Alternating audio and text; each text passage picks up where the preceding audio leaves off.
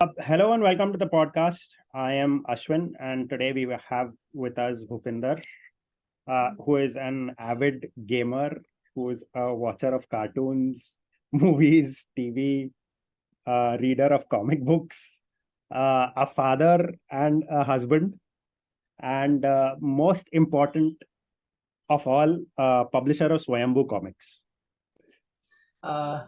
मुझे लगता है आपने बता ही दिया मेरे बारे में सब कुछ। तो वैसे मैं फिर भी मतलब अभी पब्लिशर होने से पहले अगर कोई मुझे जानता होगा तो उससे पहले मैं अपना एक सर्विसेज प्रोवाइड करता हूँ, सर्च इंजन ऑप्टिमाइजेशन। वो मेरा अच्छा, फर्स्ट स्किल है। ओके, तो मैं 10-12 साल से बिजनेस रन कर रहा हूँ। हाँ, और तो आईटी से कनेक्टेड हूँ, बहुत ज्यादा टाइम होता है, घर से काम करता हूँ। हाँ, मेरे पास एक कोरोना से पहले मेरे पास एक टीम भी थी, 12-15 जिसमें स्टाफ मेंबर्स थे। हाँ, जब कोरोना हुआ उसके बाद से इतना ज्यादा टाइम था कि मेरे पास इतना सोचने का समय भी आया कि कुछ नया करते हैं, और कॉमिक्स पब्लिशिंग शुरू किया मैंने उसके बाद। अच्छा, अच्छा. हाँ So ji. let's get right to it.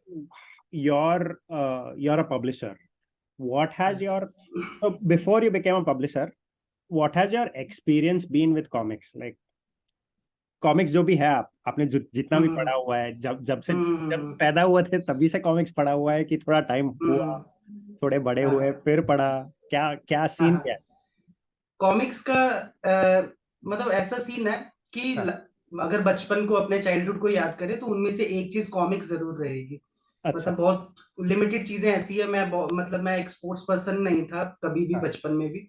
तो ज्यादातर वही कि टीवी पे कार्टून देख लिया, WWE देख ली, और एंटरटेनमेंट के लिए कॉमिक्स या ऐसी चीजें होगी। हाँ, लेकिन कॉमिक्स बहुत लिमिटेड पढ़ी है बचपन में। अच्छा, लेकिन फिर भी जैसे मैंने आपको बोला कि इंटरेस्ट ऐसे थे कि जैसे कॉमिक्स पढ़ना, ड्रॉ करना, उससे देख के ड्रॉ करना, तो इस तरह के इंटरेस्ट बचपन से काफी थे। तो ओके, अभी बचपन में अगर मैं आपको बताऊं तो ज्यादातर तो मैं अपने कजन्स के पास जाता था, वो कॉमिक्स पढ़ते थे और उनकी वजह से मैंने पढ़ना शुरू करा। हाँ, तो छुट्टियों में जब भी जाते थे उनके पास 6-7 दिन रहेंगे, दिसंबर की छुट्टियों में एक्चुअली, क्योंकि वो पटियाला रहते थे मेरे कजन्स। अच्छा, तो वहीं पे पढ़ते थे। और वापसी में आते हुए उनको हमारा इंटरेस्ट देख के इतना ज्यादा वो एक्साइटेड रहते थे कि वो हमें गिफ्ट भी कर देते कुछ कॉमिक्स। तो मुझे लगता है मैंने लाइफ में 1 या 2 कॉमिक खरीदी होंगी, वो भी हाँ, पता नहीं कैसे। मतलब मेरे मतलब मम्मी पापा जो है वो कभी कॉमिक्स वगैरह ऐसी चीजों के लिए कभी पैसे नहीं देते थे। करेक्ट, तो जो भी मेरे पास थी वो सारी गिफ्टेड कॉमिक्स थी, और मेरे पास अराउंड फिर भी 70 to 80 कॉमिक्स होगी थी एक बार। हाँ। तो आप कह सकते हैं मैं 5th या 6th में होऊंगा जब मैंने पढ़ना शुरू किया था, और 9th या 10th के आसपास तक मैंने कॉमिक्स पढ़ी है बचपन में, 3-4 साल से।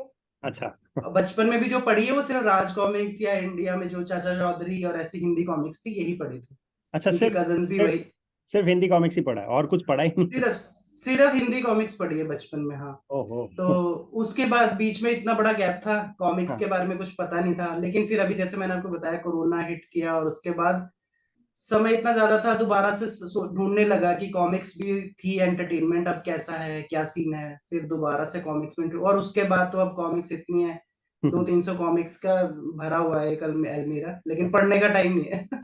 और एक चीज और है मेरे लिए, एंटरटेनमेंट ऐसे जैसे आपने शुरू में इंट्रोड्यूस किया था, तो सिर्फ कॉमिक मेरे लिए ऐसा नहीं है कि मैं सिर्फ कॉमिक्स में वो एंटरटेनमेंट ढूंढता हूँ। तो करेक्ट, मैं मूवीज, टीवी सीरीज, मतलब मैं इतना ज्यादा इन चीजों के साथ कनेक्टेड रहता हूँ कि मैं रोज कुछ ना कुछ टीवी पे जरूर देखता हूँ। मतलब अच्छा, 4 to 5 आवर्स मेरे रात के जो ऐसे हैं जिसके अंदर मैं, मतलब टीवी सीरीज या मूवी कुछ आया है तो वो देखना है।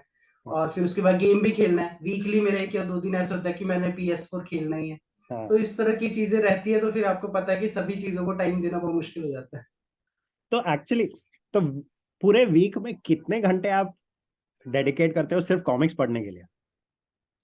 मुझे लगता है कि बहुत मिनिमम टाइम कॉमिक्स के लिए है, हाँ, क्योंकि बात ऐसी है कि मेरा बिजनेस कुछ इस तरह के मुझे बिड्स करता हूँ मैं ना, क्लाइंट हाँ, से हाँ, प्रोजेक्ट लेने होते हैं। तो करेक्ट, उसमें ऐसा नहीं रहता कि आपको ऑलवेज मतलब you have to do something और टाइप समथिंग, और मतलब आप एक ही चीज हमेशा उस नहीं कर सकते। तो करेक्ट, आपको कुछ ऐसा भी चाहिए, रात को आप अकेले बैठे हैं तो एंटरटेनमेंट के लिए कि आपको मतलब नींद ना आ जाए या कुछ ऐसी चीजें। तो मेरा उनके साथ साथ में एंटरटेनमेंट ऐसे कि आप टीवी देख सकते हैं साथ में। हाँ, हाँ, हाँ, टीवी आप देख सकते हैं, वो साइड वाइज भी चल रहा होता है, या फिर आपका टीवी सीरीज है वो इतना लंबा है, आपको पता है आजकल करेक्ट, एक छोटी सी चीज को काफी स्ट्रेच करके सीरीज चल रही थी, तो बीच में फिलर्स बहुत होते हैं। तो करेक्ट, आपको पता है कि वो देख लेंगे आप साथ साथ में। करेक्ट, वीडियो गेम भी ऐसा है, उसको आप पॉज कर सकते हैं या कुछ। हाँ, कॉमिक्स में ऐसा सीन रहता है कि अगर बहुत ज्यादा आपके पास कंटेंट पढ़ने को है ना, तो आप उसको पढ़ते रहेंगे, फिर आपका इंटरेस्ट बनेगा, आप बीच में लूज कर देंगे कि आप क्या किसी क्लाइंट से कम्युनिकेट कर रहे थे, या किसी के साथ कोई चैट चल रही थी, किसी को रिपोर्ट भेज रहे थे। तो कॉमिक्स ऐसा चीज रहता है कि वो कंटिन्यू नहीं कर पाते जिस हिसाब ओके, से आपकी टीवी सीरीज या कुछ ऐसा चल रहा होता है। Correct correct. तो इसलिए कॉमिक्स के लिए बहुत कम, वीकली आप कहेंगे तो मैं एक कॉमिक बहुत मुश्किल से पढ़ पाता हूँ, कोई एक कॉमिक। अब हाँ, लेकिन थोड़ा समय पहले की बात है तो फिर मैंने उस वक्त बहुत ज्यादा पढ़ा है। पब्लिशर बनने से पहले मैं एक ब्लॉग भी रन कर रहा था करेक्ट जिसमें कॉमिक्स के मैं रिव्यू डालता था। वो करेक्ट। मेरा एक ऐसा पीरियड था जिसके अंदर मैंने बहुत ज्यादा कॉमिक पढ़ी, और शायद उसी दौरान मतलब कि मुझे ये चीज भी रही कि मैं पब्लिशिंग भी कर सकता हूँ कॉमिक्स। करेक्ट। क्योंकि मुझे कहीं ना कहीं एक चीज, एक गैप नजर आ रहा था कॉमिक्स कल्चर में, या जैसी कॉमिक्स आ रही थी हम्म। कि हर एक कॉमिक ऐसे नहीं है कि आप उसे कॉमिक को पढ़ने के बाद उसके बारे में सोचें। कई बार आपको लगता था कि ठीक है वो जस्ट एक एंटरटेनमेंट के पर्पज से बनाई है, करेक्ट आपने पढ़ी और वो आप उसका इम्पैक्ट जो है वो ज्यादा देर तक लेके नहीं जा रहे। लेकिन करेक्ट कई बार आप विंटेज कॉमिक्स कुछ ऐसे पढ़ लेते हैं कि आप उसको बहुत टाइम तक सोचते रह जाते हैं कि यार ये चीजें लिखी कैसे है, कैसे सेटअप किया है। तो कहीं करेक्ट ना कहीं मुझे ऐसा लग रहा था कि कोई बहुत ज्यादा स्टोरी पे फोकस कर रहा है तो कोई आर्ट वर्क पे फोकस कर रहा है, लेकिन कोई दोनों चीजों को लेके नहीं चल रहा है। करेक्ट। तो इस टाइम पे रवि जी की जब मैंने कॉमिक्स बुलजाए पढ़ी थी हाँ फर्स्ट टाइम, मतलब 2 साल पहले ही जब पता चला, तो जब मैंने फर्स्ट टाइम देखा उनको, क्योंकि राज कॉमिक्स में ऑलमोस्ट पढ़ चुका था, मुझे पुराना आर्ट वर्क जो है, हाँ। क्योंकि मैं बहुत ज्यादा टाइम से कनेक्टेड नहीं था, तो करेक्ट वो इंटरेस्ट नहीं बनता था। क्योंकि मुझे लगता है यही एक नजरिया जो है किसी एक नए कॉमिक रीडर के लिए भी रहेगा। उसको पहले कॉमिक बहुत अच्छी दिखनी चाहिए, आर्ट वर्क बहुत ज्यादा इंटरेस्टिंग लगना चाहिए, तो वो शायद उस स्टोरी को एक चांस देगा कि मैं इसे पढ़ता हूँ। करेक्ट। तो मेरे साथ भी कुछ ऐसा ही था, क्योंकि इतने टाइम बाद जुड़ा तो बहुत सारी कॉमिक्स ऐसी थी जिनको मैं ओपन तो करता था, लेकिन उसमें बहुत ज्यादा टेक्स्ट देखने के बाद और थोड़ा आर्ट वर्क, थोड़ा ओल्ड फैशन या विंटेज आर्ट वर्क देखने के बाद ना, तो कई बार वो चीज नहीं हिट नहीं करती थी उस हिसाब से कि मैं इसको कंटिन्यू करूं, मतलब ऐसा लगता था पुश करना पड़ रहा है। करेक्ट। तो मैंने उनके नए नए टाइटल्स पढ़े, बहुत अच्छे थे। राज कॉमिक्स जैसे मैंने आपको बताया बचपन से पढ़ा, तो नरक नाशक मैंने पढ़ा, जो जो लेटेस्ट थे वो सारे पढ़े। करेक्ट। उसके बाद मैं एक्सप्लोरेशन में चले गया कि और कौन से पब्लिशर है, क्या क्या कोई और कॉमिक, तो बुलजाए तक पहुंचा। और मैं बताऊं तो बुलजाए से पहले याली की रक्षक पढ़ी थी। उसके हाँ। बाद ऐसा हो गया कि नहीं भाई, और चीजें तो पढ़नी पड़ेगी। करेक्ट। माल तो यहीं पे है जो अभी, मतलब जो चल रहा है, मतलब जैसा हमें पसंद है, राइट। फास्ट स्टोरीज हो और उसमें नई नई चीजें, एक्शन हो और अपना आर्ट वर्क अच्छा हो। फिर बुलजाए पे आया, जाली मांझा पढ़ी, आपकी अधीरा मोही पढ़ी। हम्म। वहां से मतलब वो चीज हिट ऐसे हो गई कि यार इतना ब्रिलियंट कंटेंट है। और मुझे उस वक्त लगभग 1 साल हो चुका था दोबारा कॉमिक कम्युनिटी से जुड़े हुए। करेक्ट। लेकिन मुझे ऐसा हो गया कि इनके बारे में कोई बात क्यों नहीं कर रहा है। करेक्ट। मतलब कोई इनके बारे में बात नहीं कर रहा था। डीसी मार्वल के बारे में भी बात हो रही थी, कुछ ग्रुप्स में हो रही थी कॉमिक्स, लेकिन कॉमिक्स सिर्फ राज कॉमिक्स के बारे में ही बात हो रही थी। करेक्ट। अमर चित्र कथा या कुछ, मतलब ऐसे ग्रुप्स में था जहाँ पे इनके बारे में भी बात नहीं हो रही थी। फिर मुझे थोड़ा वो चीज हुई फील कि यार ये लोग जो डिजर्व करते हैं वो इनको मिल नहीं रहा है, तो मैंने वो कॉमिक्स रिव्यू का सेक्शन शुरू किया। और मुझे लग रहा था मेरे पास टाइम बहुत फ्री था। कोरोना ने मेरा बिजनेस जो है वो मतलब काफी आधे से भी कम कर दिया था। इसी वजह से मेरा स्टाफ पहले वर्क फ्रॉम होम पे गया, और उसके बाद फिर अब तो मैं इंडिविजुअली कर रहा हूँ। ओके। तो उस वक्त क्या कहते हैं, टाइम इतना ज्यादा था और मुझे लगा भी कि ये मैं कर सकता हूँ, जो मतलब जो मेरा एक तरह से एक चाइल्डहुड लव है कॉमिक्स, इसके लिए मैं इतना कर सकता हूँ कि मैं कॉमिक इनको प्रचार करूं। और मुझे प्रचार के लिए ऐसा भी लगा कि लोग जब तक कॉमिक्स, मेरा भी फर्स्ट इंप्रेशन यही था कि कवर्स देख के उस हिसाब से इंप्रेशन नहीं पड़ रहा था, क्योंकि बचपन से देखे सुपर हीरोज, नागराज खड़ा है या ध्रुव है, एक्शन पोजेस में है ना, तो वो चीज कवर्स देख के उस तरह से हिट नहीं करती चीजें, क्योंकि आप यूज टू सिर्फ सुपर हीरोज कल्चर के साथ है। तो करेक्ट। उसमें आप आधीरा मूवी में वो क्या कहते हैं, ब्राइड है ना, वो चीजें हाँ। ना एकदम से आप उस चीज को समझ नहीं सकते, क्योंकि आपने वो चीजें पढ़ी नहीं है। करेक्ट। करेक्ट। वैसा कंटेंट के लिए आप अभी यूज टू नहीं है। लेकिन जब मैंने पढ़ा तो मुझे लगा कि अगर इसका आर्ट वर्क और इसके बारे में साइनॉप्सिस के बारे में कोई बात करे कि ये क्या स्टोरी है, कैसे प्रोग्रेस करती है, और इसका आर्ट वर्क के कुछ पैनल शेयर किए जाए, क्योंकि ऐसा कोई कर नहीं रहा था, तो मैंने फिर वो कॉमिक्स का एक ब्लॉग शुरू किया, कॉमिक्स को।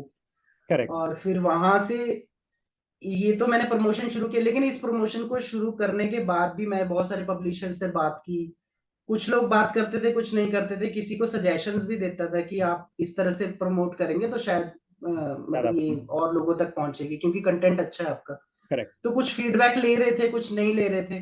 तो ऐसे चलते चलते 1 साल के अंदर फिर मुझे ऐसा बिलीव हो गया कि यार औरों से एक्सपेक्ट करने से अच्छा है कि मैं अगर इफ आई कैन, मतलब मैं इसमें कुछ कर सकता हूँ, आ सकता हूँ बिजनेस के अंदर, तो आना चाहिए, एक बार कोशिश करनी चाहिए। तो इसी तरह से फिर पब्लिशिंग शुरू करी कॉमिक्स। सही है। मेरा क्वेश्चन क्या था वो मैं भूल गया, पर ठीक है। हाँ ठीक है, सुन लिया आपने, मैं खुद भूल गया था। 1 साल हो गया ना स्वयंभू को स्टार्ट हो गया?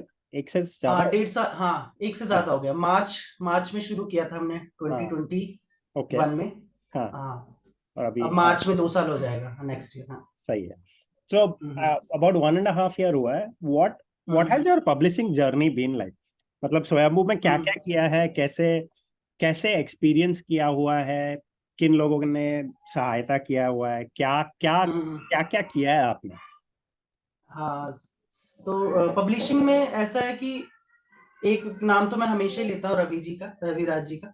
तो उन्होंने ही मतलब मेरी मदद की, उन्होंने ही मुझे हाँ। गाइड किया। एक्चुअली जब मैंने फर्स्ट स्टोरी का जो मुझे आइडिया आया था, हाँ। Idea in in the sense, मतलब कि मुझे नींद में ये सपना दिखा एक ऐसा, और मैं एक्चुअली उस वक्त बीमार था, मैंने पहले भी बताया।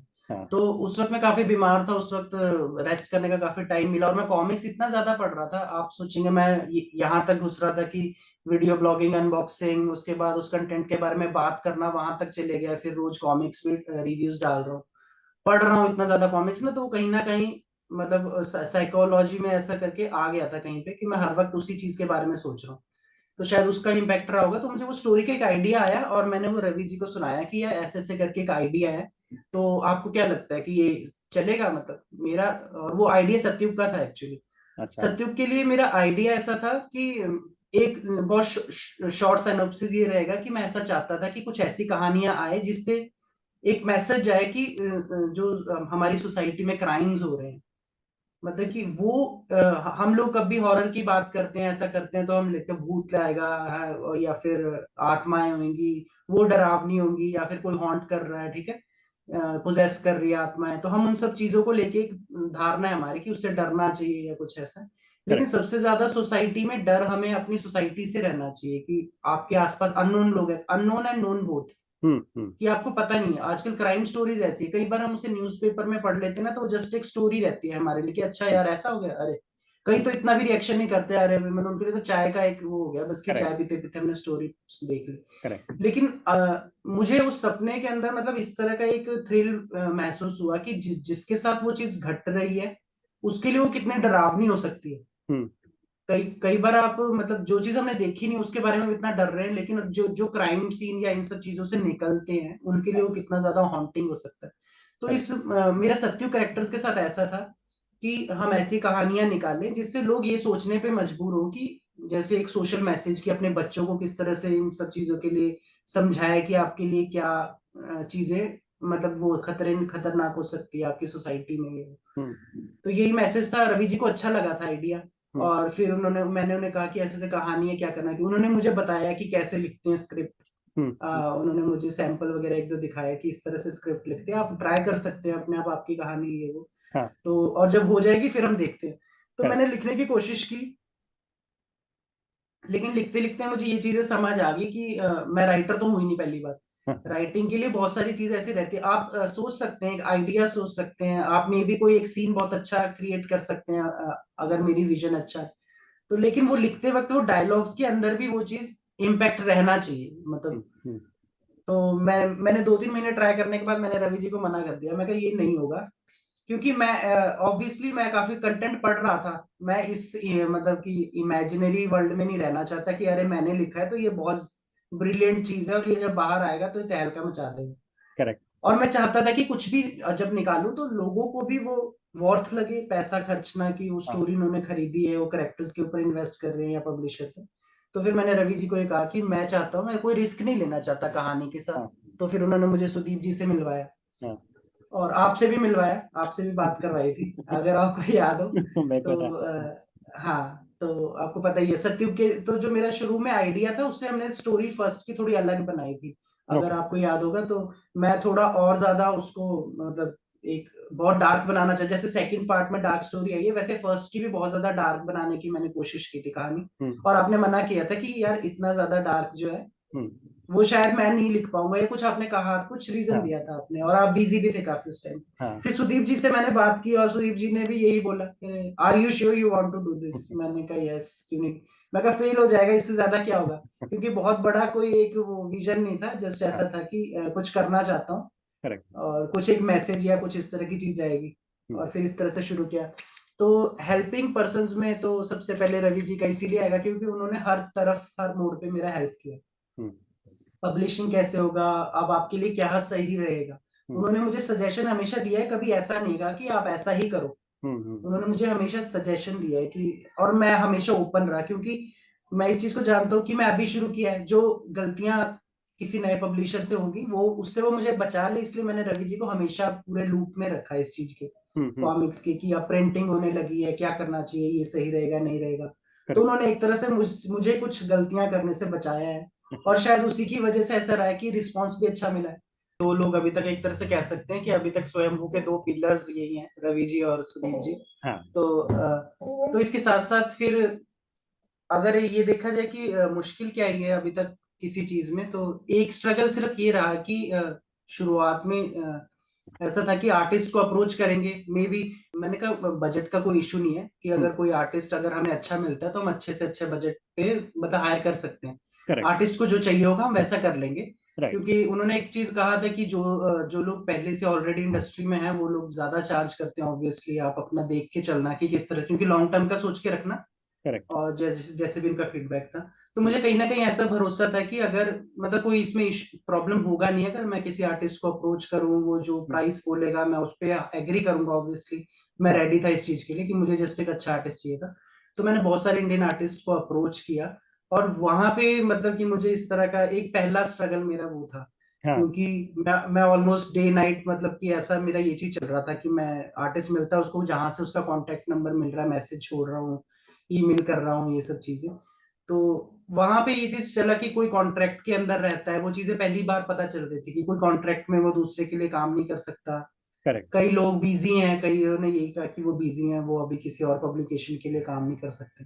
और मेरा कहीं ना कहीं ऐसा था कि मैं आर्ट वर्क भी, जैसे अभी मैं स्टोरी के लिए मेरे को एक भरोसा चाहिए था कि मैं किससे करवाऊं, तो मुझे सुदीप जी का और आपका काम अच्छा लगा था, इसलिए मैंने आप लोगों को अप्रोच किया पहले, क्योंकि मैं करेक्ट। उसी तरह का कुछ एक फ्लेवर चाहता था जिससे नया जो आज की पीढ़ी है वो भी टारगेट हो सके। Art correct. वर्क तो हम काम करते हैं, लेकिन मुझे कहीं ना कहीं ऐसा लगता है कि जैसे मैंने अपना भी बताया आपको कि मुझे लगता है जो आज की पीढ़ी है उसके लिए भी ये चीज रहता है, उनके पास टाइम बहुत कम रहता है, अगर उनको एंटरटेनमेंट के बुक्स भी पढ़ते हैं वो, ठीक है, कईयों को शौक नॉवल पढ़ने का भी रहता है, लेकिन जो लोग इनमें इतना ज्यादा इंडल्ज नहीं होते और उनको एंटरटेनमेंट चाहिए, और मे बी उसको उनको कॉमिक्स भी पढ़ने को अगर अच्छी मिलेगी तो वो पढ़ेंगे, लेकिन उनके पास टाइम इतना कम रहता है। मुझे लगता है अगर हम उसको बहुत ज्यादा कंटेंट से भर देंगे ना उनके पढ़ने के लिए, कि छोटी छोटी चीजों को एक्सप्लेन करके उसको हम इतना ज्यादा फिल कर देंगे, तो शायद वो अपना इंटरेस्ट लूज कर देंगे उस कॉमिक के करेक्ट। अंदर।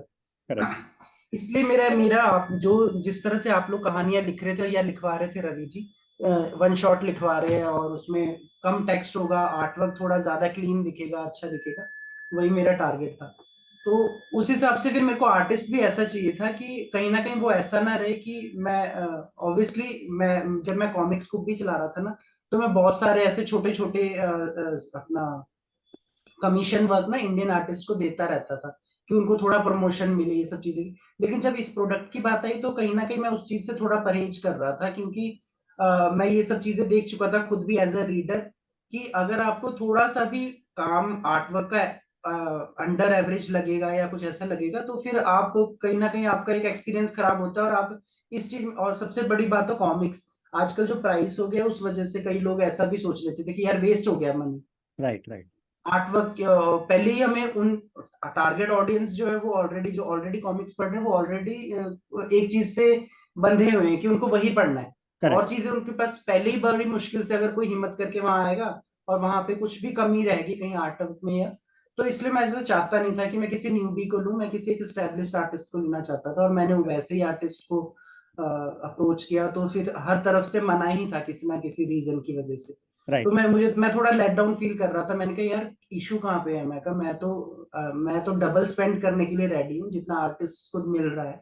करेक्ट। और फिर रवि जी ने बोला कि अभी आप जैसे नए हैं, फर्स्ट बुक है, तो कई बार नहीं उस तरह से इंटरेस्ट नहीं दिखता। या तो आर्टिस्ट आएगा इसलिए कि आपका पब्लिकेशन बड़ा है, उनको भी एक थोड़ा ऑडियंस बड़ा वाइड मिलेगा आते ही, करेक्ट। कि आज जैसे नागराज की एक वो पहचान है, तो कोई भी एक अच्छा आर्टिस्ट जो है इंडिया में होगा तो वो ऑब्वियसली चाहेगा उसको काम मिल जाए, कि नागराज के ऊपर से काम करने को मिले। तो करेक्ट। कह रहा है ऐसे अभी आपको मुश्किल है, इस तरह से कोई भी एग्री करेगा। हम्म। फिर मैंने कहा क्या करा जाए, फिर सुदीप जी के इस तरह आर्टिस्ट से लिंक थे बाहर इटली में और ऐसे करके, तो और वो करवा भी, जो रवि जी भी करवा चुके थे काफी आर्टिस्ट से काम।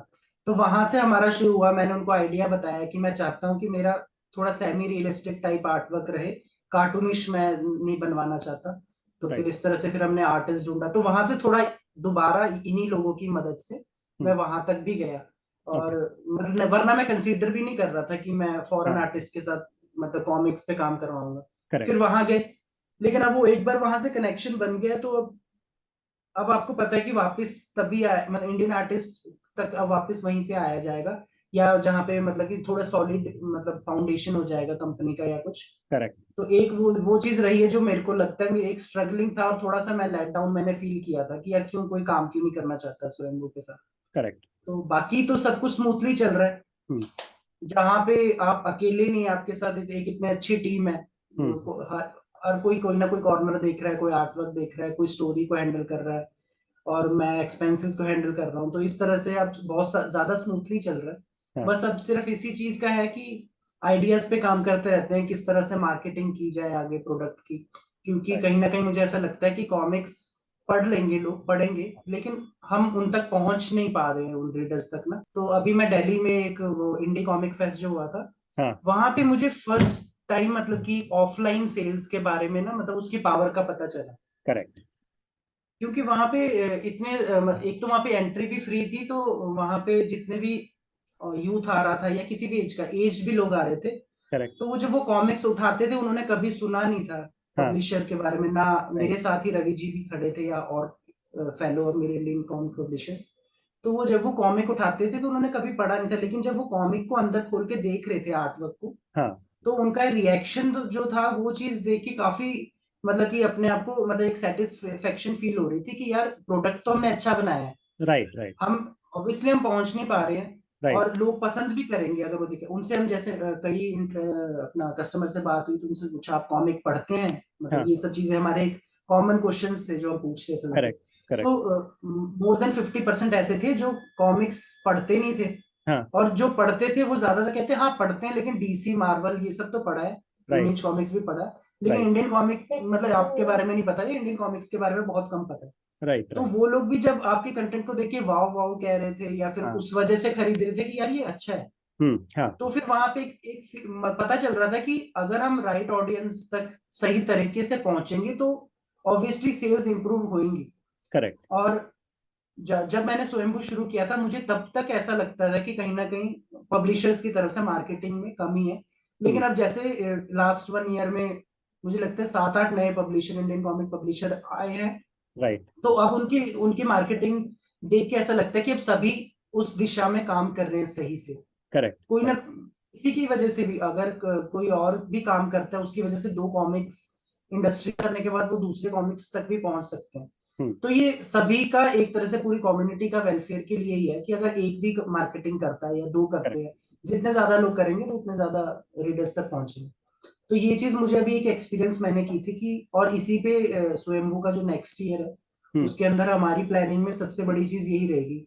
हाँ। एट द लेटर हाफ, शुरुआत में हमारे कुछ प्लान्स है कि अभी क्योंकि इनकॉग्निटो सत्यु का एक फर्स्ट आर्क हमें कंप्लीट करना है, जहां पे हम कह सकते हैं कि एक स्टोरी को हमने एक स्टार्ट से एंड तक पहुंचाया है। करेक्ट। उसके बाद हम ज्यादा कोशिश ये करेंगे नेक्स्ट ईयर के सेकंड हाफ से कि हम मार्केटिंग पे ज्यादा एफर्ट दें, क्योंकि कम से कम तो लोगों तक पहुंचा तो जाए। उसके लिए हम थोड़ा ब्रेनस्टॉर्मिंग हमने शुरू भी कर दी है। राइट। बाकी ज्यादा मुझे ऐसा लगता है कि स्ट्रगल जो है वो मुझे ऑलरेडी मैं मतलब कोई ऐसा स्ट्रगल नहीं है कि मैं उसके बारे में बताऊं कि कॉमिक्स की सेल कम हुई या ऐसा, वो सब चीजें तो मैं ऑलरेडी मतलब मुझे आइडिया था और रवि जी ने बताया भी था। करेक्ट। मैं ये जस्ट एक पैशन की वजह से शुरू किया था, मैं ऐसा करना चाहता था। करेक्ट। क्योंकि मैं कॉमिक्स जब पढ़ी मैंने और उसके बाद पब्लिशिंग में गया, पहले मेरा था कि प्लान कि मैं कॉमिक्स स्कूप या प्रमोशन ये सब चीजें करूं करेक्ट। कॉमिक्स का, तो उसके बाद फिर पब्लिशिंग शुरू किया, तो इसी में मैंने अपना पैशन अभी ढूंढ लिया। तो जो भी बताया अभी उसके बेसिस पे और भी क्वेश्चंस है, पर एक रबिश क्वेश्चन हाँ, निकाल देते हैं हम लोग। हाँ हाँ। what comics do you like reading? Indian and abroad, foreign comics. मुझे ऐसा मतलब मेरी प्रेफरेंस तो इंडियन कॉमिक्स ही रहती है, अच्छा, क्योंकि बचपन से ऐसा रहा है, हिंदी में कॉमिक्स पढ़ने का करेक्ट. एक आदत है।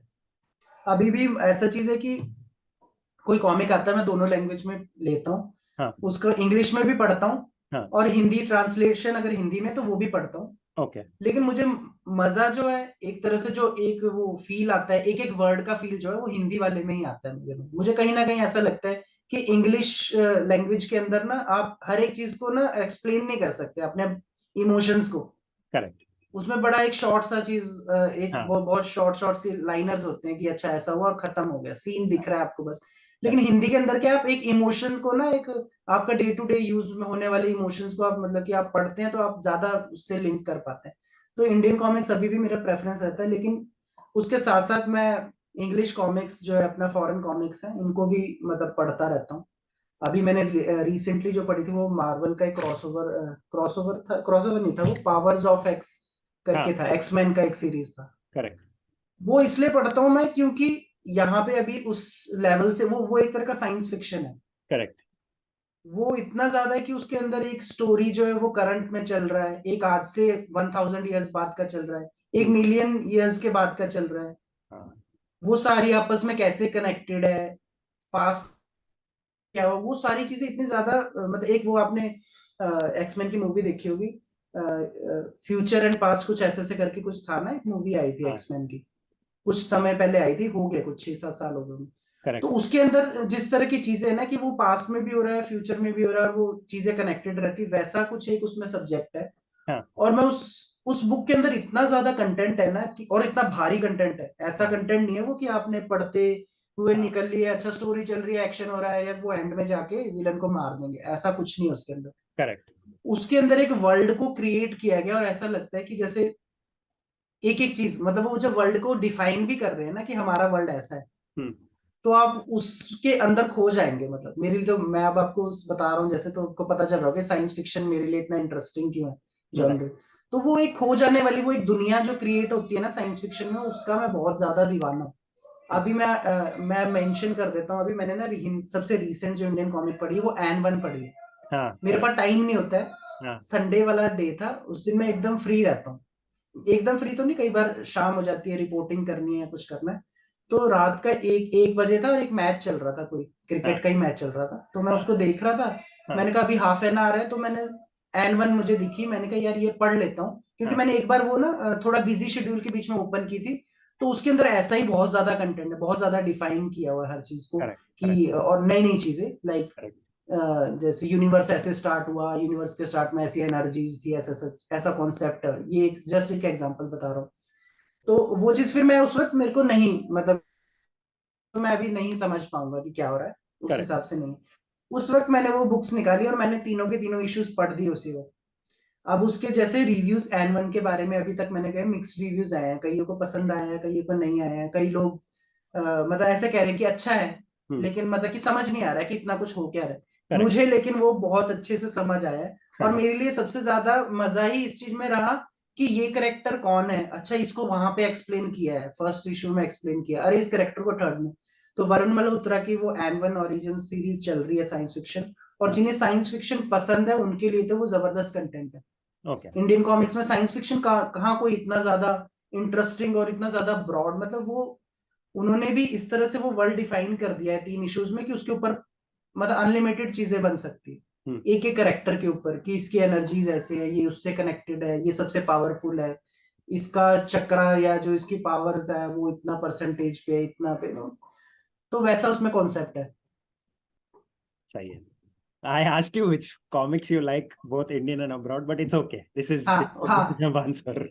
हाँ। तो वो मुझे ऐसा लगता है कि मैंने जब एन वन पढ़ी थी ना एक्चुअली, हाँ, तो मैं उस वक्त बिजी शेड्यूल की वजह से मैं उसको कहीं पे डाल नहीं पाया, लेकिन मुझे लगा कि ये सबसे सही मंच रहेगा वो चीज बताने का। क्योंकि बहुत वो ऐसा है कि कई बार न्यू बुक आती है ना, तो इतना ज्यादा लोग ध्यान नहीं देते उसके हाँ, ऊपर। हाँ, हाँ, उसका कवर देखेंगे अच्छा लगे, आर्ट वर्क, फिर सोचेंगे यार देखेंगे कोई। और ज्यादातर तो ये इस चीज में भी रहता है कि 2 लैंग्वेजेस में नहीं है, वो जस्ट इंग्लिश के अंदर है। तो कई लोग वेट करते हैं कि आएगा, देखेंगे, तब देखेंगे। लेकिन अगर कोई इंग्लिश कॉमिक्स पढ़ सकता है तो मेरी तरफ से तो पूरा उनका ये बुक रिकमेंडेड है, अगर उन्हें साइंस फिक्शन पसंद है। Right. I already know the answer to this, but are you making any profits in your business right now? It's been 1.5 नहीं, years since you've been हाँ, publishing. तो नहीं कुछ भी नहीं, बिल्कुल भी नहीं। जीरो प्रॉफिट, नहीं आप लॉस में नहीं। ही चल रहे हो? और मैं लॉस में चल रहा हूँ। हाँ, और मुझे मतलब loss as a business point of view तो आप मतलब कहेंगे कि लॉस है, लेकिन मैं इसको लॉस कंसीडर कर नहीं रहा हूँ। करेक्ट। क्योंकि अभी तक अगर मैं इसे बिजनेस के रूप से कोई भी आना चाहेगा, हाँ, मुझे लगता है ये सच्चाई जो है उनको पता होनी चाहिए। कई मे भी पहले ऐसी हेल्प कोई करता हो, ना करता हो, रियलिटी बताता हो कि क्या है क्या नहीं। मेरी ऐसे कुछ लोगों से भी बात हुई शुरुआत में, जिन्होंने कहा कि मतलब मैंने बहुत एवरेज कंटेंट पढ़े या कुछ, तो वो कहते थे यार हम 1000 कॉपीज बेच दी, 1000 कॉपीज तो हमारी ऐसे ही बिक गई थी। तो ऐसे भी थे, लेकिन रवि जी ने मुझे क्लियर एक आइडिया दिया था कि ये चीज है। वो उन्होंने बताया था कि मुझे 2 साल से ज्यादा हो गए, मैं भी प्रॉफिट में नहीं आया हूँ, और अगले 2 साल भी मान के चलो शायद ना आऊं। करेक्ट। ठीक है, ऐसा हो सकता है। तो मैं वो चीज बहुत जरूरी समझना, और मैं उसे समझ के ही शुरू किया है, और मेरा बिजनेस भी अभी कोई प्रॉफिट में नहीं है, और आगे भी मेरा भी 2-3 साल तक प्रॉफिट में जाने का कोई चांस नहीं। करेक्ट। क्योंकि मैं ऑलरेडी जो बजट लेके मैक्सिमम लोग चल रहे हैं, मैं उससे ऊपर लेके चल रहा हूँ, मैं बहुत हाँ, ज्यादा स्पेंड कर रहा हूँ। करेक्ट। मैं एनिमेशन भी बनवा देता हूँ, मैं कभी वो कुछ शुरुआत में कुछ सॉन्ग्स बनवाए, कभी कुछ किया। तो ये चीजें मेरा अभी भी अभी भी मैं अगर थोड़ा सा स्लो इस चीज में हुआ हूँ तो जस्ट इसलिए हुआ हूँ कि प्रोजेक्ट कहीं सफर ना करे थोड़ा बहुत। करेक्ट। क्योंकि शुरुआत में 2 प्रोजेक्ट थे, अभी मेरा करंटली 3 प्रोजेक्ट पे एक साथ काम चल रहा है, तीनों कभी आर्टिस्ट की पेमेंट, कभी किसी की। तो वो उस वजह से थोड़ा स्लो चल रहा है। तो प्रॉफिट तो नहीं है। और अगर आप मेरे को एक आइडिया भी मांगेंगे तो मैं आपको बताऊंगा कि इन्वेस्टमेंट का सिर्फ मेरे पास 10% या 12% मैं मैक्सिमम कह सकता हूँ कि वो मेरे पास रिकवर हुआ है अभी तक। हाँ, ओके। हाँ, और बस इतना कह सकता हूँ कि as a in a comparison की एक नया पब्लिशर कितना सेल करता है, तो मैं उस हिसाब से मैं बहुत अच्छा कर रहा हूँ। ओके। लेकिन उस चीज को रिकवर करने के लिए अभी बहुत टाइम चाहिए, बहुत ज्यादा रीडर्स चाहिए। हाँ, okay. Okay. So if like आधिरा मोही आप देखोगे, hmm especially the second book, hmm right? The second book is about, while there might be a story, right? Hmm story कुछ है, चल रहा है, स्टार्ट में हो रहा है, एंड में फिनिश हो रहा है, आधी रामोही नहीं है स्टोरी में, पर फिर भी ये है। But hmm basic theme of the story, right, is immortality and how hmm it affects the people. Like it affects hmm some children that they turn out to be bullies. It hmm turns out that some other people are just trying to live their lives, looking for hmm, their dogs and stuff like that. So, हाँ what are the themes that you have explored in your books? Like सतयुग में हम्म क्या explore किया है, incognito में क्या explore किया है? मैंने अभी तक सिर्फ सतयुग 1 और इनकॉग्निटो 1 पढ़ा है, सेकंड पार्ट पढ़ा नहीं है अभी तक। तो हम्म I don't know what kind of theme is emerging, but what would you say the themes of these books are? सतयुग का तो मैंने आपको शुरू में बताया भी था।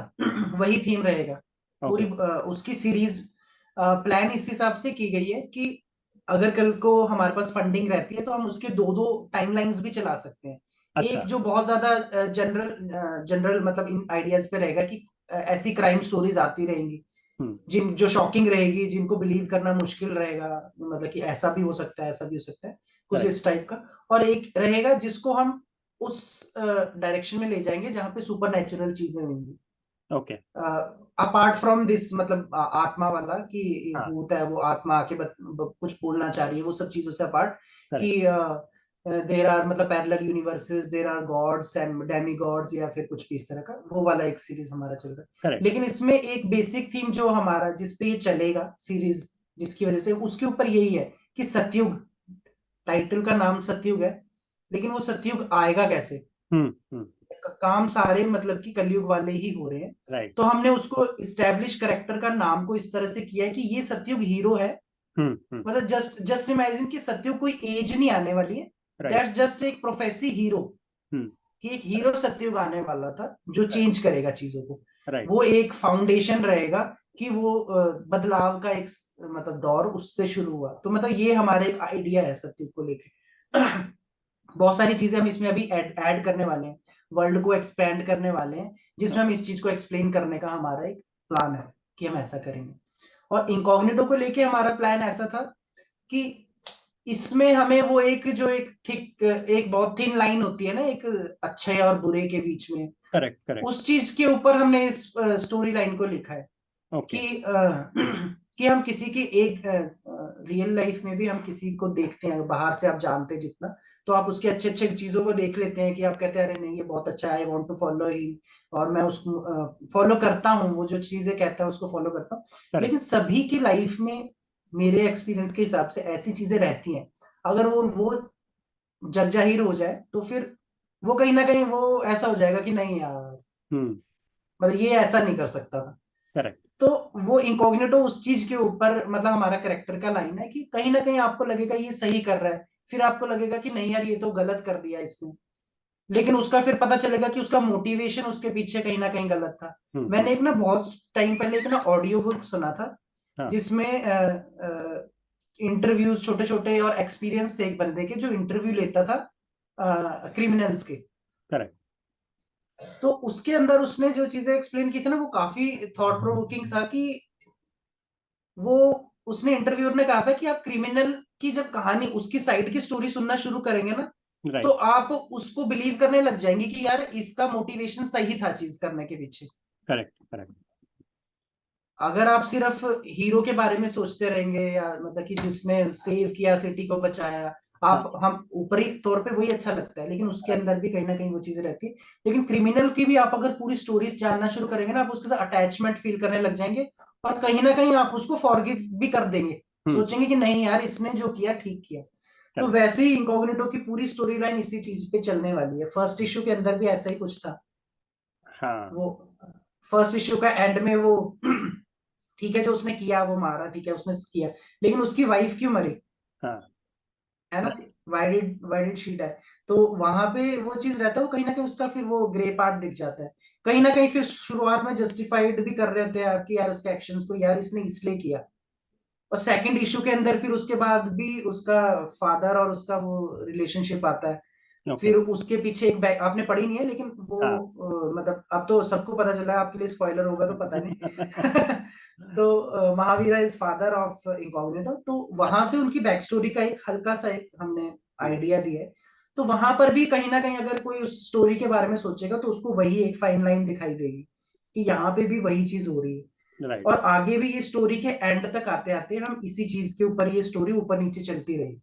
अच्छा। एक स्टोरी हमारे पास। और एक चीज और मैं कहूंगा, जो ये स्टोरी तो अभी इसमें बहुत पड़ी है, करेक्ट। जो हम स्टोरी कहना चाहते हैं वो अभी ऑलमोस्ट 70% पार्ट पड़ा हुआ है अभी। हम्म। शुरुआत हमने इसकी इंट्रोडक्शन और उसके साथ ज्यादा की है ताकि अच्छे से करेक्टर से फ्रेंडली हो जाए लोग। लेकिन अभी स्टोरी बहुत पड़ी है, लेकिन यही एक लाइन रहेगी जिसके आसपास इनकॉग्निटो हमारा चलता रहेगा character. Okay. So which is your favourite, incognito ज्यादा अच्छा लगता है कि सतयुग ज्यादा अच्छा लगता है? मैं हमेशा से ना एक चीज, मैं हीरोज मतलब मेरे लिए ज्यादा मतलब वैसे रहे हैं, फैंटेसाइज करते हैं मुझे, मतलब अच्छा। मुझे कहीं ना कहीं ऐसा लगता है इनकॉग्निटो जो है वो वो भी कहीं ना कहीं दर्शाता है, वो रियलिटी बताता है कि इस करेक्ट तरह ही है, life correct. Is this.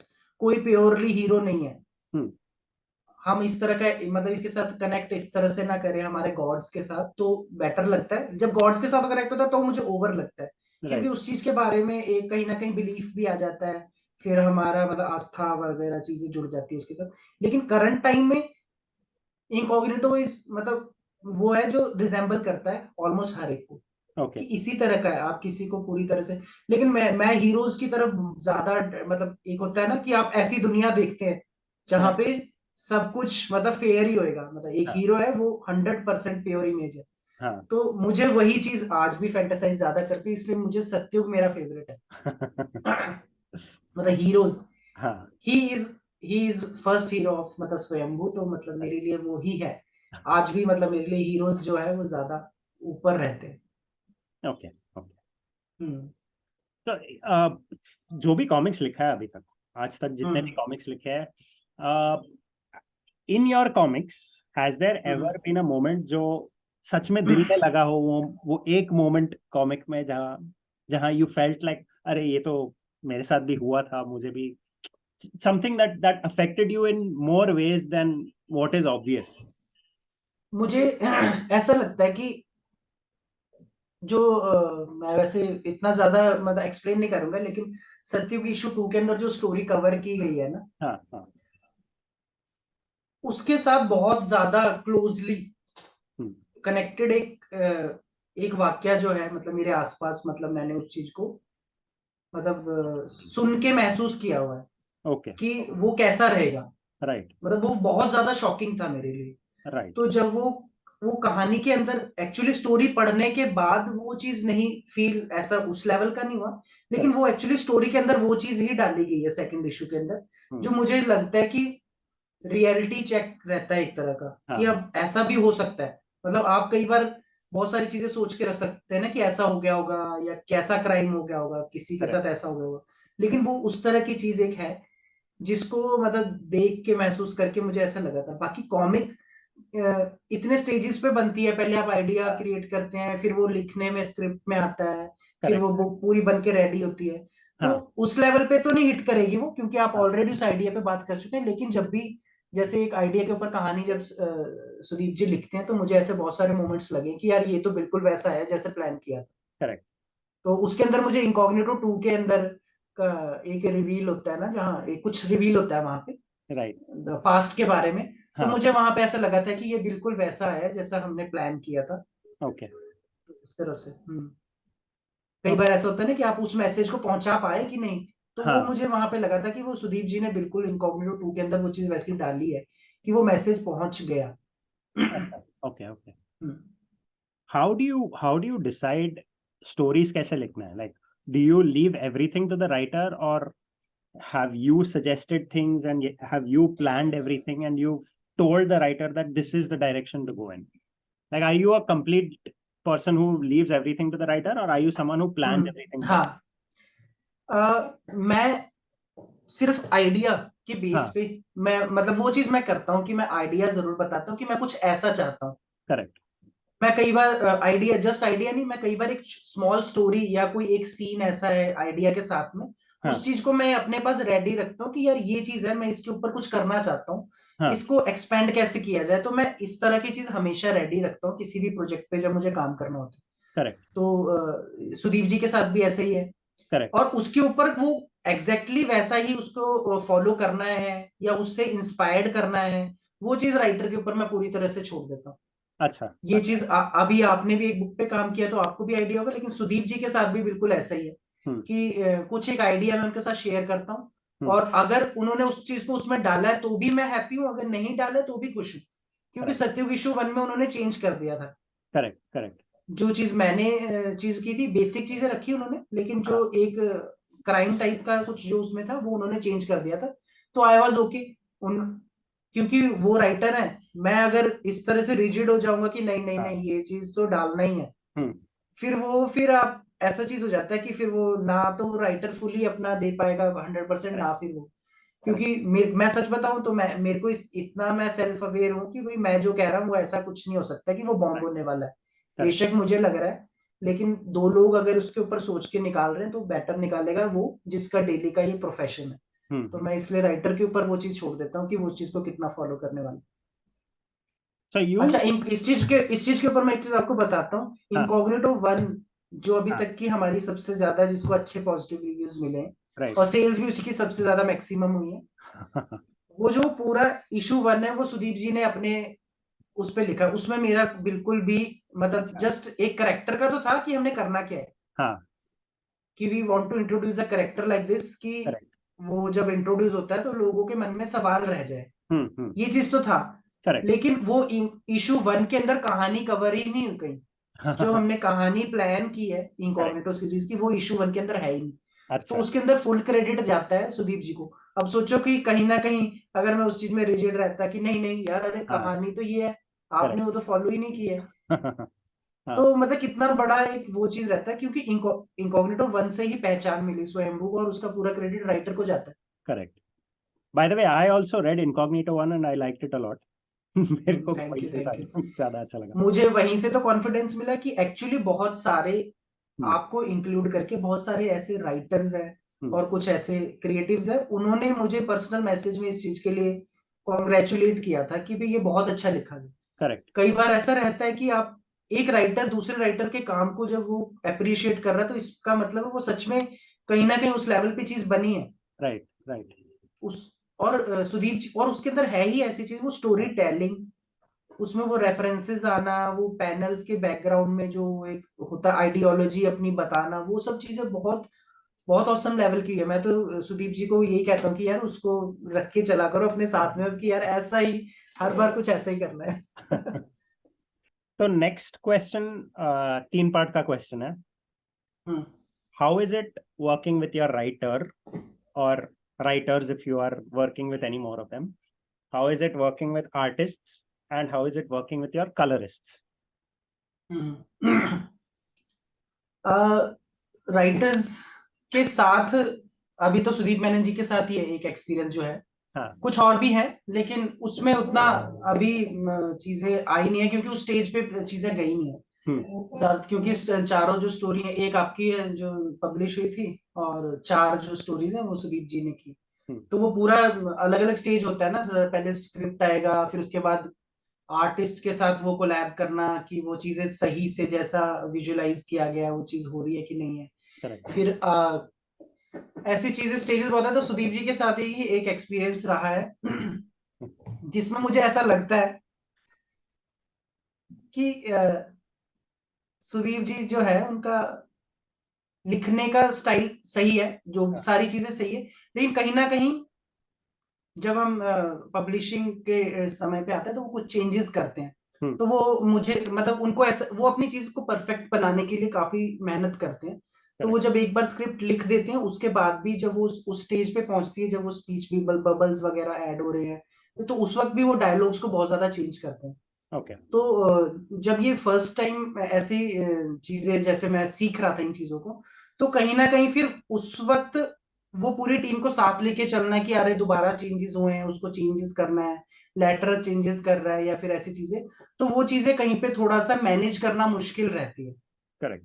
Writer के साथ भी, क्योंकि अब ऐसा चीज है कि मैं उस चीज को कैसे ओके कर दूं कि जहां पे खुद राइटर अगर ये चीज कहे कि नहीं मुझे ऐसा लगता है कि अब इस सीन में ये डायलॉग ज्यादा फिट करेगा, इसकी जगह इसको रिप्लेस कर लेते हैं। Correct. मेरे हिसाब से सुदीप जी बहुत सही फीडबैक अपने लिए, क्योंकि उनको अपने प्रोडक्ट में चीज कमी दिख रही है तो वो उस चीज को चेंज करवा रहे हैं डायलॉग को, लेकिन फिर उस वक्त वो चेंज करवाना कई बार मुश्किल रहता है।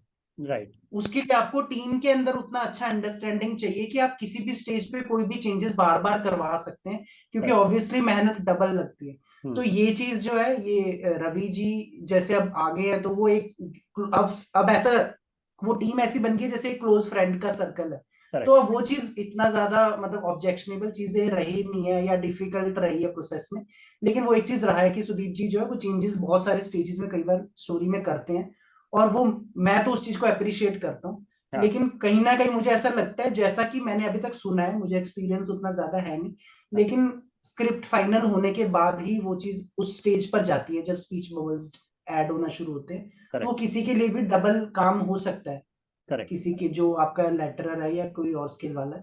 तो लेकिन अभी तक कोई ऐसा इशू है नहीं, हमारा सर्कल इतना स्मॉल है, तो एक एक्सपीरियंस मतलब राइटर्स सुदीप जी के साथ ये चीज रही है कि जो मुझे लगता है हर एक आपके साथ भी ऐसा नहीं है। हाँ. आपने मुझे जो अभी तक दूसरी स्टोरी का तो अभी जब काम शुरू होगा तो लेकिन जो फर्स्ट है उसमें ऐसा नहीं था, जो भी था हमने वो चेंजेस शुरू में ही कर लिए थे। आप श्योर रहते हैं काफी अपने प्रोडक्ट को लेके कि मैंने लिखा है और ये फाइनल है, लेकिन सुदीप जी उस चीज को बहुत सारे लेवल्स पे इम्प्रूव करने की कोशिश करते रहते हैं, जो कि मेरे हिसाब से मतलब ठीक है, अच्छा है वो, और क्योंकि जब अगर आपको लग रहा है किसी भी स्टेज पे कि यार कुछ कमी और चेंजेस हो सकते हैं तो करने चाहिए। Right. तो राइटर के साथ ये और आर्टिस्ट के साथ अभी तक मैं उस चीज को समझने की कोशिश कर रहा हूँ। मैं उस मतलब उस चीज के अंदर रहता हूँ कि जहाँ पे वो चेंजेस होने, लेकिन वहां पे पूरा फ्रीडम राइटर को रहता है कि वो जब वो एक थंबनेल्स आए हैं तो उस वक्त उसके अंदर उनको जैसा उन्होंने प्लान किया है क्या वो वैसा बना है कि नहीं स्ट्रक्चर, वो सब चीजें चेंज करना। तो वहां पे मेरा बहुत मिनिमम आउट इनपुट रहता है कि ये चीजें, हाँ कहीं पे मुझे एनाटॉमी या के हिसाब से या किसी एंगल के हिसाब से ऐसा लगता है कि ये ऑड लग रहा है एज अ रीडर, मैं इस चीज को पॉइंट आउट कर सकता हूँ कि ये अच्छे से नहीं बना, इस पर रिवर्क होना चाहिए, मैं सिर्फ वहीं पे बीच में ऐड होता हूँ। बाकी ये है कि फॉरेन आर्टिस्ट रहते हैं तो एक कम्युनिकेशन गैप ज्यादा रहता है। हाँ. Correct. Correct. कहीं ना कहीं आपका एक मतलब फॉरेन आर्टिस्ट के साथ काम करने का ही रहता है, एक आप एग्रीमेंट नहीं कोई इस तरह का कर सकते पक्का कि वो वही इस इशू पे पूरा काम करेगा, करेक्ट, क्योंकि एक पब्लिशर के लिए ऐसा रहता है कि अगर एक आर्टिस्ट ने काम शुरू किया वही उसे कंप्लीट करे ताकि बुक करेक्ट, एक पूरा एज अ होल वो अच्छी लगे, एक करेक्ट, जैसी दिखाई दे। तो वो चीज एक एक लगता है मुझे एक मुश्किल आती है फॉरेन आर्टिस्ट की। अभी ऑलरेडी हमारा अभी मैं इसी आपके इंटरव्यू में बता देता हूँ, इनकॉग्निटो की जो नेक्स्ट इशू है उसके अंदर हमारे साथ नए नए आर्टिस्ट जुड़े हैं। तो इनकॉग्निटो 1 एंड 2 में मार्टिना थी, उनको किसी वजह से किसी और बुक में काम करना पड़ा और उनके पास समय की कमी थी, तो इसलिए हमने नए आर्टिस्ट को लिया। तो ऐसी चीजें आती हैं आर्टिस्ट के साथ, जो मुझे लगता है सबसे बड़ा इशू ये रहता है कि आप उनके साथ किसी कॉन्ट्रैक्ट या बॉन्ड नहीं कर सकते कि आपको ये करना ही है। करेक्ट, तो करेक्ट, वो एक तरह से फ्री रहते हैं कि उन्होंने अपने काम के पैसे लिए, उसके बाद उनके पास नहीं है तो नहीं है टाइम। तो करेक्ट, ऐसे रहता है। आर्टिस्ट के साथ ये है, कलरिस्ट के साथ कलरिस्ट के साथ ऐसी चीज है कि अभी हमने 4-5 कलरिस्ट के साथ काम कर चुके हैं। ओके, तो मुझे कहीं न कहीं ऐसा लगता है कि जो बेस्ट काम है, जैसा हमने देखा है, तो वो चीज़ माइंड में कहीं न कहीं रहती है कि ये यार ये उस पे नहीं टच हो रहा है। उस लेवल पे नहीं है, करेक्ट, हाँ, वो चीज़ मतलब वो फ़ील रहता है। वो कहीं न कहीं पे मतलब कि कलरिंग वाला ऐसा पार्ट रहा है अभी हमारी बुक में, जिसमें हम हमेशा थोड़े अनश्योर रहते हैं। राइट, कि राइट, यार ये ठीक जा रहा है कि नहीं जा रहा है, कैसा मतलब कोशिश तो करते हैं कि ऐसा फॉलो करना है या करना है। और कलरिस्ट भी जो भी हमने हायर किए सबने अभी तक अच्छा ही काम किया है। राइट, लेकिन कहीं ना कहीं एक चीज रहता है कि वो जो हम चीज अचीव करना चाह रहे हैं उसके अंदर बजट तो आएगा ही, हाँ, क्योंकि ऑब्वियसली वो एक पेज के लिए जो चीज हम डीसी मार्वल के अंदर देख रहे हैं कितना क्लीन है। कलरिंग के लिए मैं एक चीज कहूंगा कि होली काऊ की बुक्स में सब बहुत अच्छी कलरिंग रहती है, प्रसाद पटनायक जी कलर करते हैं उसमें। करेक्ट, तो वो बहुत अच्छी एक मुझे लगता है कि उस तरह का मैं अचीव करना चाहता हूँ कि मिनिमम उस तरह का कलरिंग रहे कि बहुत ज्यादा डार्क भी ना हो और आंखों के लिए थोड़ा प्लीजिंग रहे, क्योंकि कई बार बहुत डार्क रहता है या फिर कुछ कलर्स बड़े अजीब से सिलेक्ट हो जाते हैं, तो ऐसी चीजें रहती है। तो कलरिंग ऐसी चीज है जो अभी तक हम कोशिश कर रहे हैं कि कोई ऐसा कलरिस्ट हमारे साथ जुड़ जाए जिसको हम कह सके कि हम मतलब इस साइड से हम बिल्कुल ओके हैं। करेक्ट, तो इतना अभी तक सभी ने, संतोष पिल्लेवर ने काम किया था इनकॉग्निटो 1 में, अच्छा था। ब्री सूजा हमारे साथ कर रही है, रेनन ने अभी सत्युग 2 में किया है, उसके लिए हमसे हमें सबसे ज्यादा वाहवाही मिली है कि जिस तरह से उसमें कलरिंग हुई है कि वो ऐसा मतलब मुझे भी खुद ऐसा लगता है कि वो अभी तक का बेस्ट राइट, हमारा प्रोडक्ट निकला है। ऑफ आर्ट वर्क और कलर का कॉम्बिनेशन उसमें सबसे बेस्ट है। Right, finally and this is probably most important, but letterer का क्या सीन है आपका? यू आर लेटर का कोई थिंकिंग सीन नहीं है, रवि जी है तो कोई टेंशन नहीं है। आपको मैं बताऊं कि हाँ, लेटरर भी एक लेटर वाला जो काम है वो उस स्टेज पे होता है जिस वक्त आपको ऐसा लगता है कि आपका प्रोडक्ट 100% रेडी है। हाँ, आप उस वक्त चाहते हैं कि भी आप अब कोई डिले ना हो, क्योंकि हाँ, ऑलरेडी वो बहुत ज्यादा टाइम कंज्यूमिंग रहता है फॉरेन आर्टिस्ट के साथ।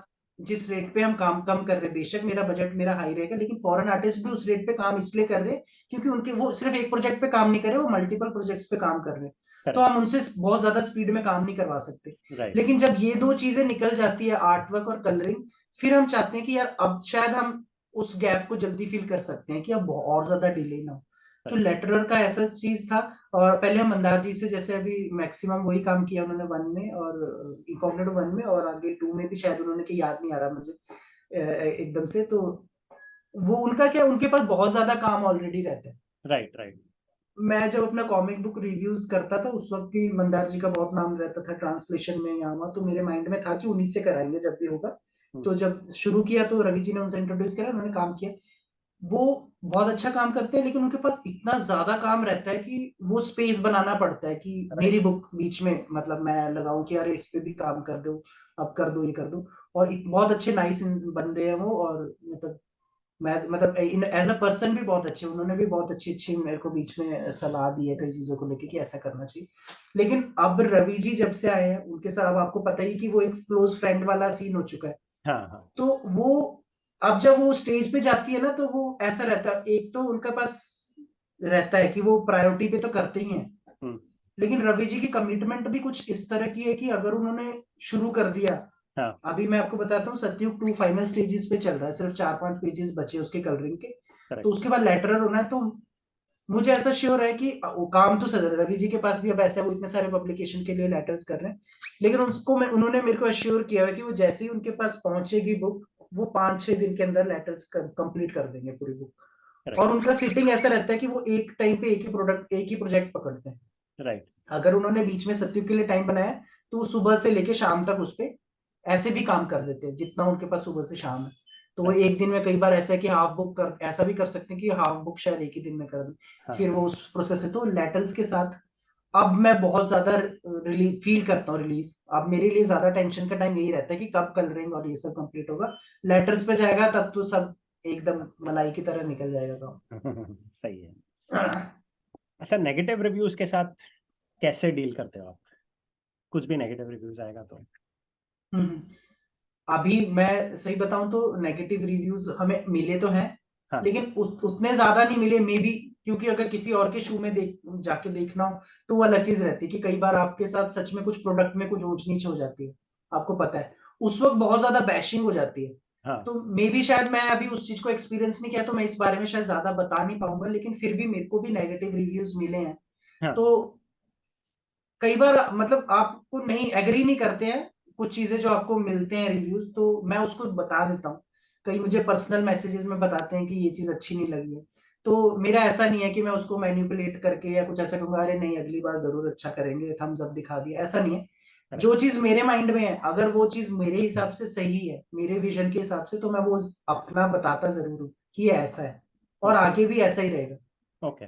तो नेगेटिव रिव्यूज लेने का मेरा उस चीज को कई बार कई लोग ऐसा भी कह सकते हैं, जैसा अभी काफी चलता रहता है ऐसा कुछ ना कुछ, तो मैं उस चीज को देख के एनालाइज करता हूँ कि कई लोग रिस्पॉन्स को इस तरह से भी ले लेते हैं कि मैं शायद डिफेंस मोड पे जा रहा हूँ। हाँ।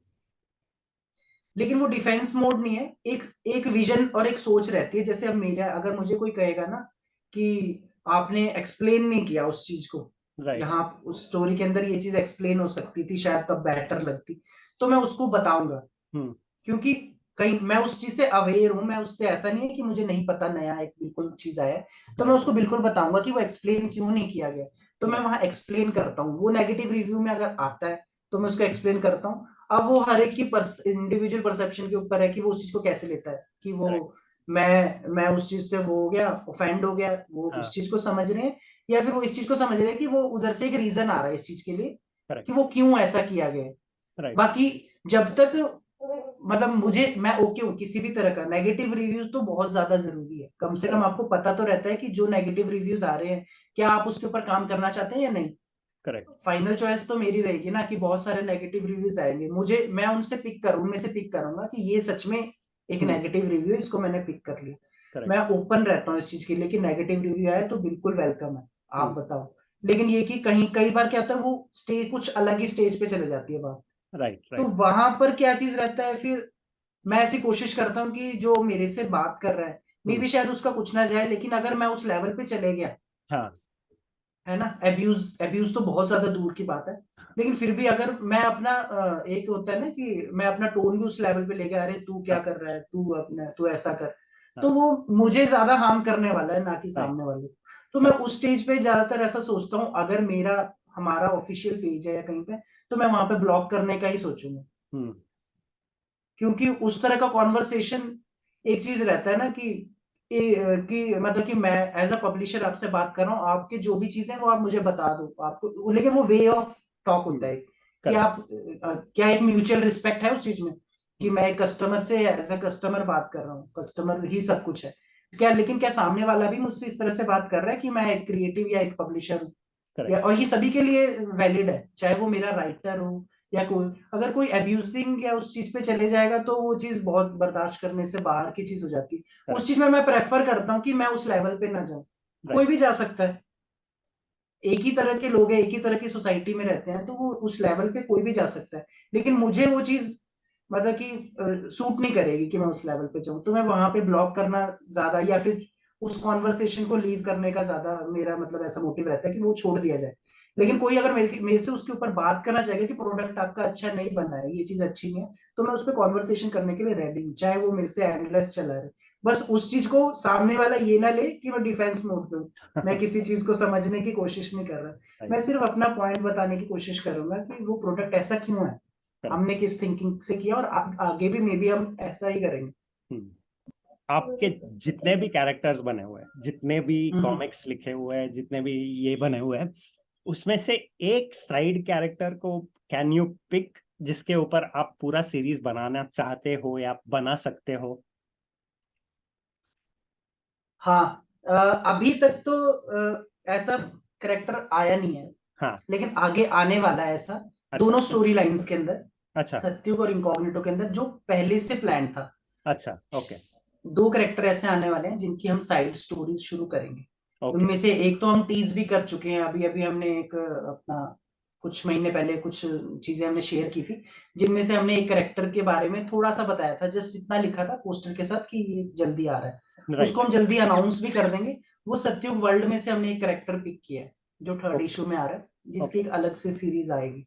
ओके। और इनकॉग्निटो के अंदर भी अब सेकंड इशू के अंदर हमने हिंट जरूर दिया है, हाँ। थर्ड इशू के अंदर वो कैरेक्टर आएगा जिसके ऊपर भी हम अलग से एक सीरीज शुरू करेंगे।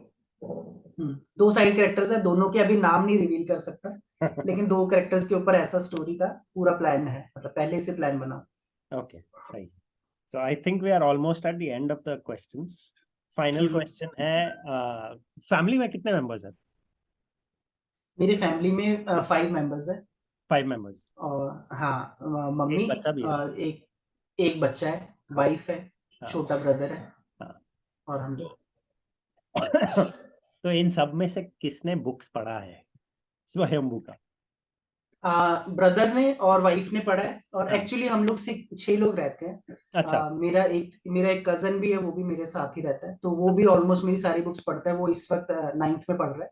अच्छा। तो ओके। और कोई कॉमिक्स नहीं पढ़ता वो, लेकिन मेरी वाली तो जरूर पढ़ लेता है। राइट। जैसी आती है उसको एक्साइटमेंट रहता है पूरा, कि जैसी आएगी इस बार क्या हुआ। सही। तो जब आती है तो मैं कई बार ऐसे, वैसे तो अब 8th 9th के बच्चों को ऑलमोस्ट सब कुछ पता है, मेरी स्टोरी थोड़ी मैच्योर भी रहती है, करेक्ट। लेकिन मैं उसको इतना तो पता ही है आजकल सबको, तो मैं हाँ। पढ़ ले, हाँ। बता दियो फीडबैक क्या है। सही है।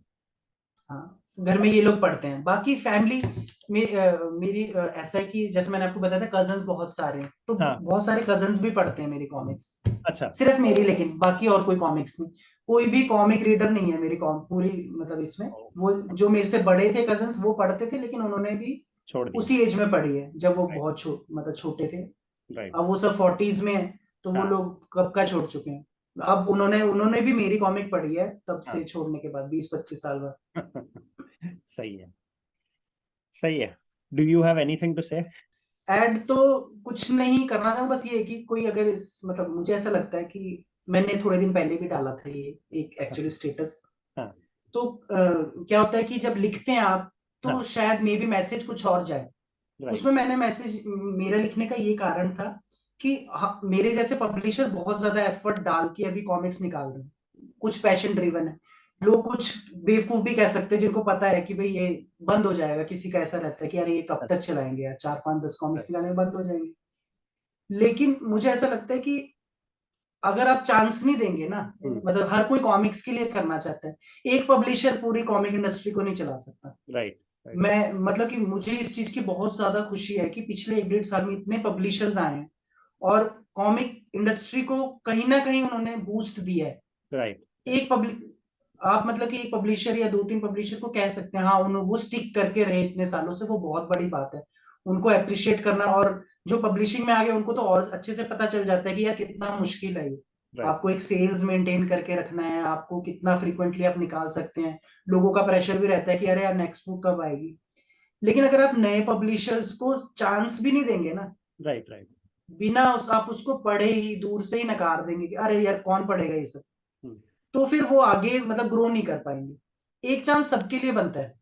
करेक्ट। आप खुद उसको ट्राई कर लो प्रोडक्ट को, ये नहीं कि किसी के इन्फ्लुएंस में ट्राई करो या कुछ करो। लेकिन मैं ऐसा चाहता हूं कि अभी भी एक्टिव रीडर्स जो है ना, वो हाँ। इतने तो है कि कम से कम न्यू कॉमिक पब्लिशर सस्टेन करने लायक हो जाएंगे। लेकिन उतना रीडर बेस न्यू पब्लिशर्स को नहीं मिलता, हमें बहुत मेहनत करनी पड़ती है वो गेन करने के लिए। राइट। चाहे प्रोडक्ट अच्छा भी निकाले, अभी भी मैं करेक्ट। आपको बोलूंगा कि मोर देन 50% लोग जो एक्टिव रीडर्स है, उन्होंने स्वयंभू कॉमिक्स नहीं पढ़ी होंगी। ओके। हाँ, मतलब इतना आइडिया चल मार्केट का पता है इंडस्ट्री में कि जो एक्टिव रीडर्स है, जिन लोगों से हम रोज मतलब इंटरफेस कर, मतलब आप फेसबुक पे या कहीं पे आप जा रहे हैं तो मैसेज में भी है या एक्टिव है वो लोग, उनको पता है कॉमिक्स की कौन कौन सी आ रही है। राइट। मोर देन 50% ऐसे लोग जो अभी भी नहीं पढ़ रहे, ओके। मतलब चांस, मतलब हमारी कॉमिक्स नहीं पढ़ी है, तो अगर वो लोग भी पढ़ेंगे और हाँ। एक्टिवली, वो अलग बात है कि आपने पढ़ी और आपको पसंद नहीं आई इसलिए अब आप नहीं पढ़ रहे हैं, तो correct. Valid got it. Reason है। कोई करेक्ट। किसी को बांधने की जरूरत नहीं है कि भी आपको पढ़ना ही चाहिए, राइट। राइट। हम इतनी मेहनत कर रहे हैं, हमारी मेहनत को तो अब, मतलब वो चीज तो बहुत बकवास है। करेक्ट। मेहनत तो सारे करेंगे, हम अपना भी बिजनेस तो है ही, हम अर्न तो करेंगे जब हम प्रॉफिट में जाएंगे, लेकिन एक चांस जरूर दो। हम्म। मैं इस तरह की रिक्वेस्ट करना चाहूंगा कि हर पब्लिशर को एक चांस दो, हम्म, अगर आप इस कॉमिक इंडस्ट्री को ग्रो करते हुए देखना चाहते हैं, क्योंकि सभी से ग्रो होगा, अगर हाँ। सारे कुछ ना कुछ करते रहेंगे तो ग्रो करेगा। और मैं ये भी कहना चाहूंगा कि बहुत सारे ऐसे लोग होंगे जो कैपेबल होंगे इस चीज में कि वो भी शायद कॉमिक पब्लिश कर सकें, राइट। तो मैं उनको भी इस चीज के लिए मोटिवेट करूंगा कि अगर वो कॉमिक्स में, मतलब रिस्क तो बहुत ज्यादा है, ऑब्वियसली प्रॉफिट नहीं बनने वाला, लेकिन वो एक बार इस चीज को करे, जरूर एक्सपीरियंस करे, क्योंकि ये सच में बहुत बहुत अमेजिंग एक्सपीरियंस है। हाँ। वन शॉट ट्राई करें आप, जैसे अभी चित्रकार्ता ने कॉमिक निकाली थी, वो वन राइट। शॉट था, राइट। ठीक राइट। है, और बहुत अच्छी कॉमिक है, ठीक है, उसकी स्टोरी लाइन ऐसी है कि आपको मजा आता है। मैंने हम्म। वो बुक पढ़ी थी तो मुझे थोड़ा शुरू में अंडरवेलमिंग लगा, लेकिन वो एंड आते आते वो एक्सपीरियंस इतना मजा आ जाता है कि आप बोलना चाहते हैं उसके बारे में पब्लिकली कि ये बुक है, दैट्स वर्थ रीडिंग। तो इस तरह से अगर मतलब मैं मोटिवेट करना चाहूंगा कि बहुत सारे ऐसे रीडर होंगे जो इस लायक होंगे कि वो एक पब्लिश करे, तो एक एक लोग, एक एक बुक जो है वो इंडस्ट्री में कहीं ना कहीं मुझे लगता है कि वो योगदान देती है उसको और ग्रो करने में, हर एक की, क्योंकि कुछ अलग थॉट्स रहते हैं, वो कुछ एक नया प्रोडक्ट लेके आते हैं और अपने साथ कुछ नया रीडर बेस भी लेके आते हैं। हम्म। तो इस तरह से मैं उनको मोटिवेट करूंगा, और जो लोग एक्टिव रीडर्स है वो कॉमिक्स बाकी पब्लिशर्स की नहीं पढ़ते, उनको ये कहूंगा कि कम से कम एक बार उनकी एक ना एक बुक ट्राई करो। करेक्ट। अगर आपके फ्लेवर की नहीं, आपके इंटरेस्ट की नहीं आपको लगती है, तो आप उसको रिजेक्ट कर सकते हैं। आपके पास तो मतलब कि ये चीज कहने वाली भी होगी कि हमने वो कस्टमर लूज किया है, करेक्ट।